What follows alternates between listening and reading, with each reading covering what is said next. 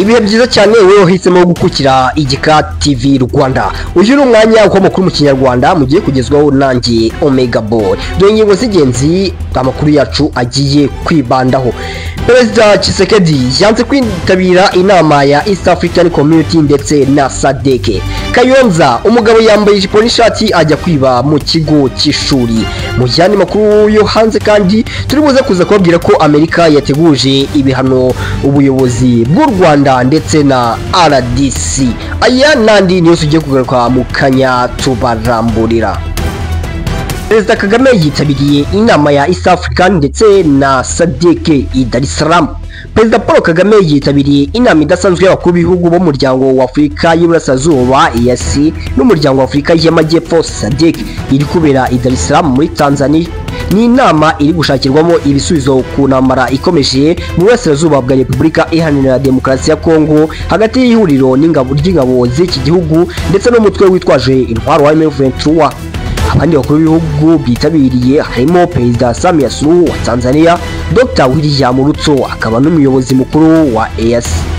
Kandi mu bandi bakuru b'ibihugu bitabiriye harimo Yoweri Kaguta Museveni wa Uganda, hakazamo uwa Zambia ndetse na Sheikh Hassan Mohamud wa Somalia. Tshisekedi ntiyagiye i Dar es Salaam mu nama ya East African Community ndetse na SADC. Perezida wa Repubulika Iharanira Demokarasi ya Kongo Felix Tshisekedi ntiyagiye i Dar es Salaam muri Tanzania mu nama idasanzwe ihuza umuryango wa Afurika y'Iburasirazuba EAC n'umuryango wa Afurika y'Amajyepfo SADC. Abakuru b'ibihugu bagize iyi miryango yombi baraganira ku buryo intambara ikomeje hagati y'ingabo za leta ya Kongo ndetse n'umutwe witwaje intwaro wa M23 yahagarara. Nuko uburasirazuba bwa RDC bwabona amahoro n'umutekano birambye.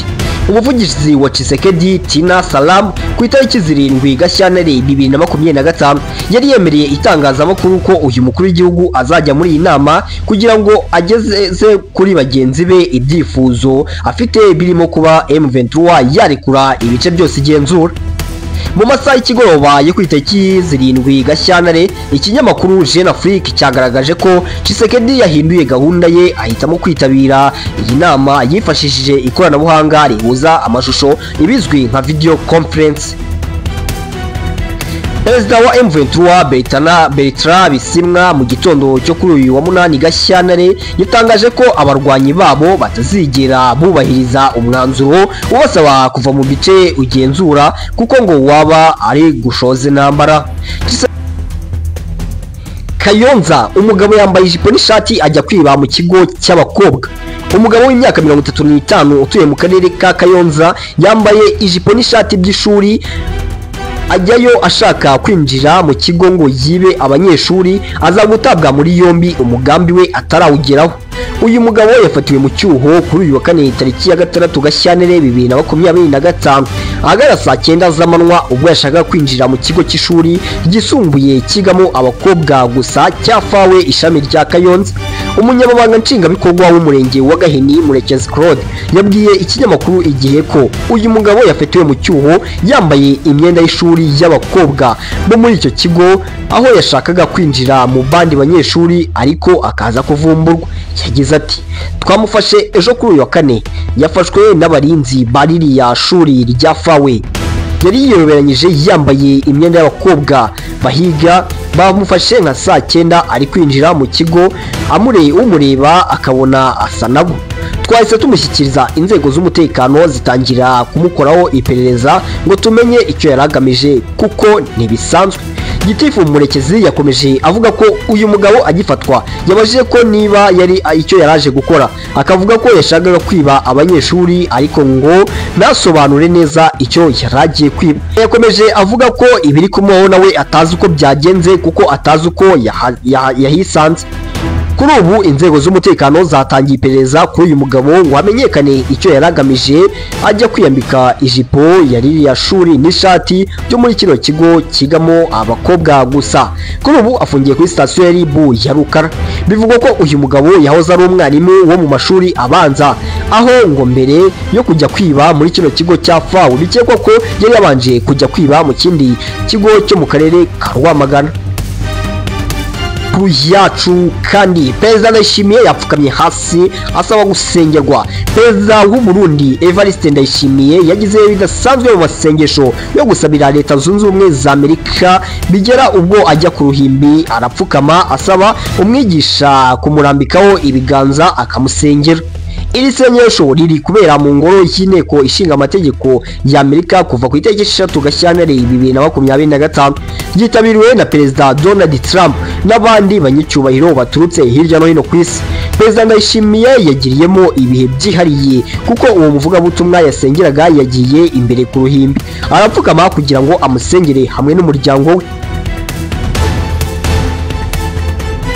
Ibiro bya perezida w'u Burundi byasobanuye ko Ndayishimiye yasabiwe ubwenge buturuka ku Mana, umugisha, uburinzi n'ubumenyi bwo kuba umucamanza w'ukuri. Mu ijambo uyu mukuru w'igihugu yavuze yasobanuye ko imiterere y'u Burundi ndetse n'amahirwe aburimo by'umwihariko ajyanye n'ishoramari byose bijyana n'icyerekezo cya 2040 ndetse na 2060 cyo kuzaba igihugu gikize. Yageze ku musaruro w'ubuhinzi n'ubworozi avuga ko kuva na mbere y'ibihe by'ubukoloni u Burundi buzwi nanone nk'igihugu cy'amata n'ubuki, kitigeze kibura ibyo kurya kandi ngo gifite ubutaka burumbuka. Perezida Ndayishimiye yagize ati kuva mbere y'ubukoloni kugeza ubu u Burundi bwitwa igihugu cy'amata n'ubuki. U Burundi ni ubutaka bufite ibiribwa byinshi, nta kintu kihabuze. Ibiro bya perezida w'u Burundi byatangaje ko Ndayishimiye yakomewe amashyi y'urufaya n'abitabiriye iri sengesho ubwo yari amaze kurambikwaho ibiganza. Amerika yahagaritse inkunga yageneraga Afurika y'Epfo. Perezida Donald Trump yasinye iteka rihagarika inkunga Leta Zunze Ubumwe za Amerika zigenera Afurika y'Epfo nyuma yo kutumvikana n'icyo gihugu ku itegeko giherutse gushyiraho rivuga ko leta ishobora kwigarurira ubutaka bw'abaturage nta ngurane itanze bitewe n'inyungu rusange.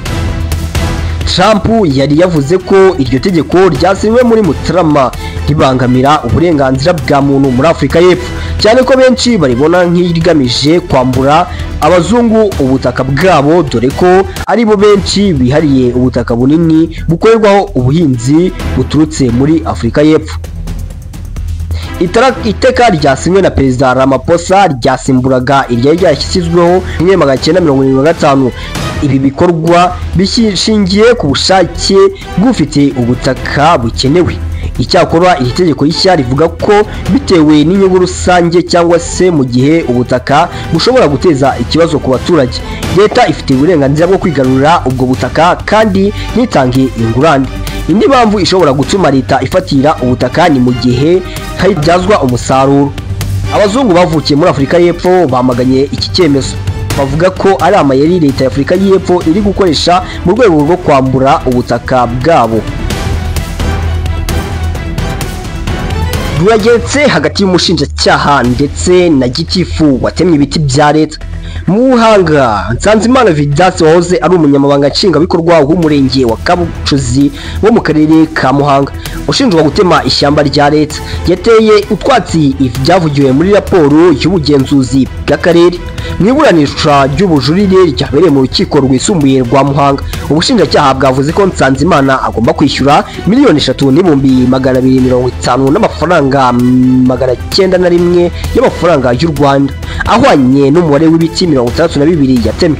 Bwavuze ko icyemezo kimufunga gigumaho kuko gishingiye ku kirego cy'ubushinjacyaha. Nsanzimana avuga ko ibyavuye muri raporo y'ubugenzuzi bw'akarere kakoze atabyemera kuko bwayikoze afunzwe kandi nta mwanya yahawe kugira ngo yisobanure. Ati ndasaba ko narekurwa ngakurikiranwa ndi hanze.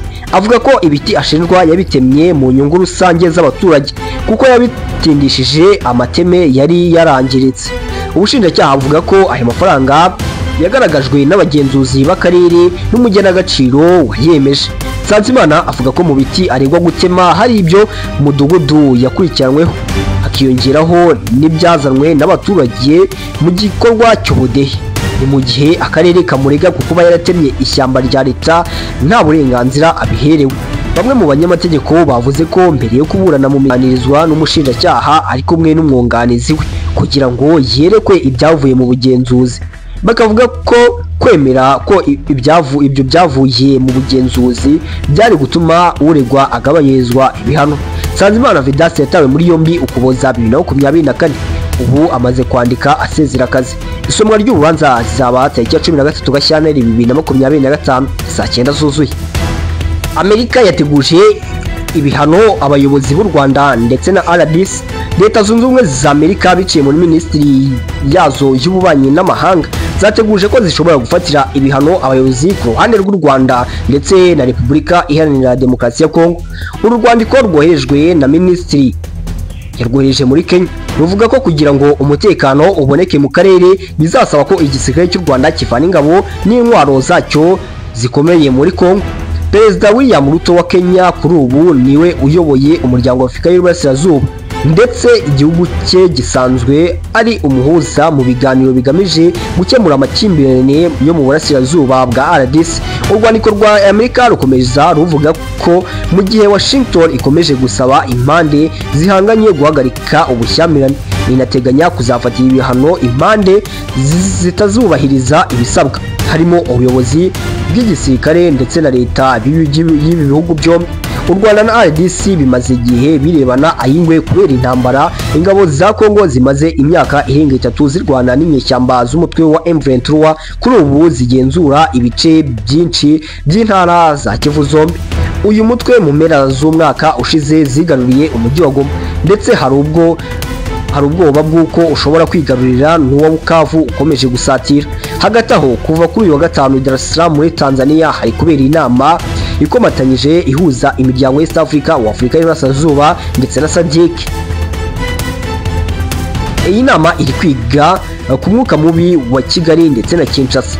Kuri uyu wa gatatu byitezwe ko abaperezida arimo Perezida Kagame ndetse na Antoine Tshisekedi wanze kwitabira hari buze kuza kuba ibiganiro. U Rwanda rwakunze gushinjwa na leta ya Kongo ndetse n'ibihugu byinshi byo mu burengerazuba bw'isi ko kuba buha ubufasha ingabo z'umutwe wa M23 byo ngo rukunze guhakana rwivuye inyuma. U Rwanda ku ruhande rwarwo rwakunze kugaragaza ko ruteye impungenge n'imikoranire ya FDLN ndetse na RDC.